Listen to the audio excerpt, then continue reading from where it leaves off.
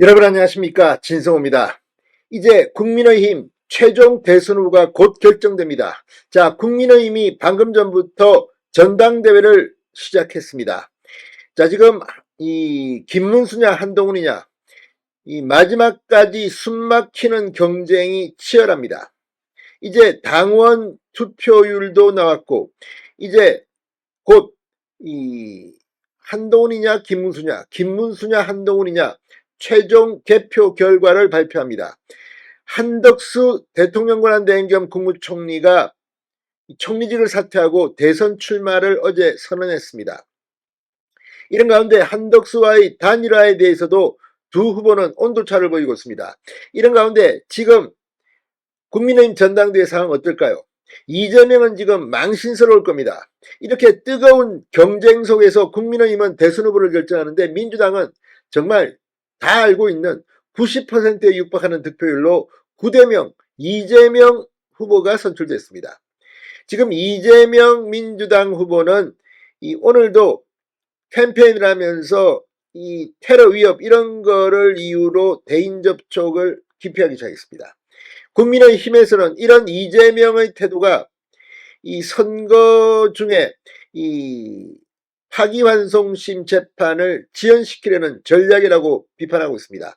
자, 한동훈일까요? 김문수일까요? 진성호의 융단 폭격 시작합니다. 더불어민주당을 융단 폭격합니다.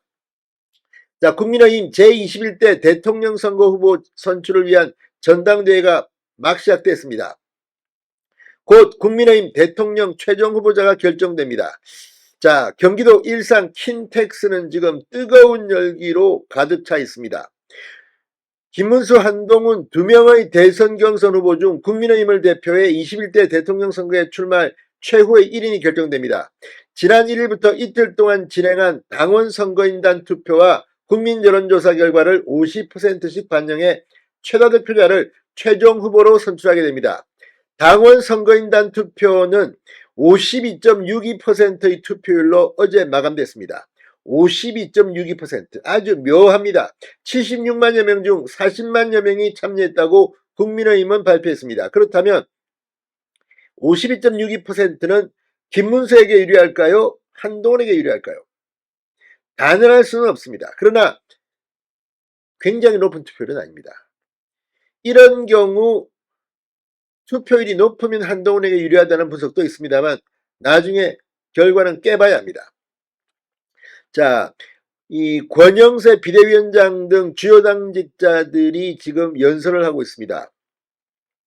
이 황우려 선거관리위원장이 개표 선언을 하고 오후 3시 46분쯤 개표 결과 발표와 대통령 후보자 지명이 동시에 진행됩니다. 대통령 후보자가 지명되면 당선자는 수락 연설을 하고 탈락 후보는 승복 연설을 하게 됩니다. 국민의힘 경선 과정 내내 통합을 중요시했던 만큼 두 후보자 간의 화합 이벤트도 같이 진행될 예정입니다.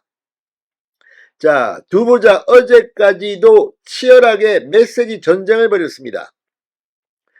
후보 두 명의 입장차가 뚜렷한 만큼 한덕수 후보와의 단일화 여부, 방향은 예측하기 힘듭니다. 무엇보다도 국민의힘은 대통령 후보로 공식 선출되면 이 당무 우선권을 갖게 됩니다. 그러니까 당대표의 역할을 사실상 할 수 있다는 겁니다. 지금까지는 한덕수 후보와의 단일화가 권영세, 권성동 지도부에 의해서 추진되는 것으로 공개됐는데 이번에 선출된 사람이 누군가에 따라서 한덕수 단일화 과정도 새로운 변수가 생길 수도 있습니다.